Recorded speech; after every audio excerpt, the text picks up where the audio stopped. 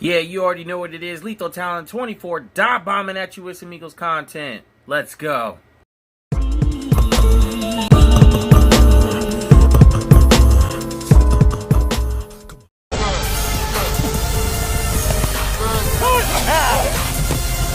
What we here for? We here to work, huh? That's the only thing we here for. To work. Yo, what's up, fam? It's your boy, Lethal Talent 24, coming at you with another video.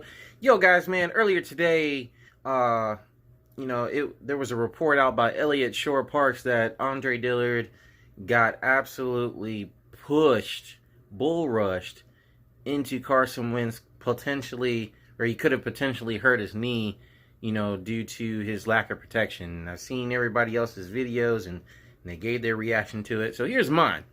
Now, really, to me, is that I've been hearing all kinds of stories about how the O-line has been getting worked. And that's Jason Peters included. Isaac Seumalo, man, he basically left today. He had an ankle injury and whatnot. And if you haven't checked out any of Gate City Sports or Stephen Hyder's videos, be sure to check him out. Also, D Biggie 86, of course, he's one of those guys out there that's real consistent, and he's got a good head on his shoulders about the Eagles content, and especially Philly Mike. So if anybody else hasn't subscribed to any of these guys, just make sure you do. Now on Gate City Sports, man, he's been talking about how basically Isaac Seumalo or anybody on the left side, which last year was Isaac Seumalo, Jason Peters when he was healthy. Other than that, it was Andre Dillard. Andre Dillard, and I'm gonna make a video about Andre Dillard as well. I'm prepping that now. But Andre Dillard, he definitely struggled. He struggled against Everson Griffin, and he's one of the Pro Bowl defensive ends in the league. And then you got of course this year we got Aaron Donald, Everson Griffin twice. And then, we got to worry about Joey Bosa, and that's just the tip of the iceberg right there, man. I mean, he's got a murderer's row of really good defensive ends up on this upcoming schedule. And really, I just, everybody's like giving their take on it, and really, I am like a wait and see, man. I'm waiting and seeing, because anybody could do bad in camp. Patrick Robinson did bad in camp. J.J. Arcega-Whiteside did well in camp. So if you compare those two, Patrick Robinson won us a Super Bowl. J.J. Arcega-Whiteside looked like absolute trash his rookie year. And now you got good compliments about him. You know what I'm saying? Dillard's been up and down this whole camp. You know what I'm saying? He'll do well in some spurts, and sometimes he'll get beat. His first training camp day one, Josh Sweat tried to bull rush him, and he stonewalled him. You know what I'm saying? And then, he's getting beat. But you didn't hear anything about Prince Tega Wanogho getting bench pressed by Vinny Curry. You didn't hear any of that. Or at least not by Elliot Shorr Parks. And see, to me, Elliot Shorr Parks likes to over-dramatize a lot of things. So, really, just my take on it, guys, is,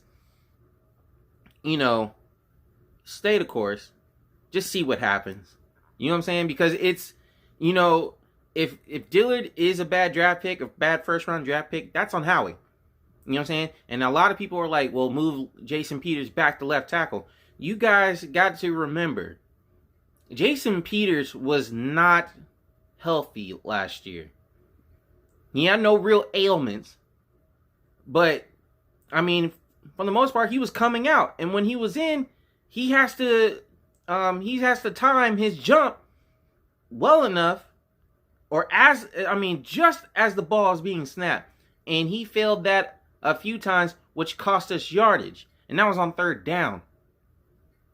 Now, I don't have the exact stats, but I'm just going off of memory. You know what I'm saying? Whenever we would try to get going, here come Jason Peters with a false start. You know what I'm saying? And they hurt Andre Dillard's growth last year when they gave basically most of the reps to Jason Peters. They keep playing favorites with him. And now we have to rely on him being healthy at the left guard position, which is physically more strenuous. And then you want him to go back to left tackle, have Matt Pryor start. But if Jason Peters got to come out, you know who's got to replace him, right? Because it damn sure ain't Mailata, which he needs to go. That's who needs to go. Mailata needs to go. He's been a project on this team for how many years? He just needs to go. Even though Doug said he could be a swing tackle for us? No, because he doesn't have the football knowledge. The difference between him and Davion Taylor is Davion Taylor has actually played and practiced football. He played college football. Mailata has done nothing. And while you sitting over here, 2020 draft, want to pick a quarterback, you're not thinking about protection. You're not thinking about these guys getting older. Jason Kelce don't want to keep doing this for the rest of his life, man. Maybe another 2 years, tops. Jason Peters gone. You got a left tackle. When there were, in the 2019 season, when there were linemen to get in the 2020 season, you chose a quarterback. Meanwhile, our weakest link has been Salem Malu in the left side. Left guard, left tackle. That's been our weakest link. So you can move pieces wherever you want to go. But if these guys ain't ready, it's not going to help you one bit. You're not going to put Jack Driscoll there. And you're not going to put Prince Tega. He hasn't been doing very well.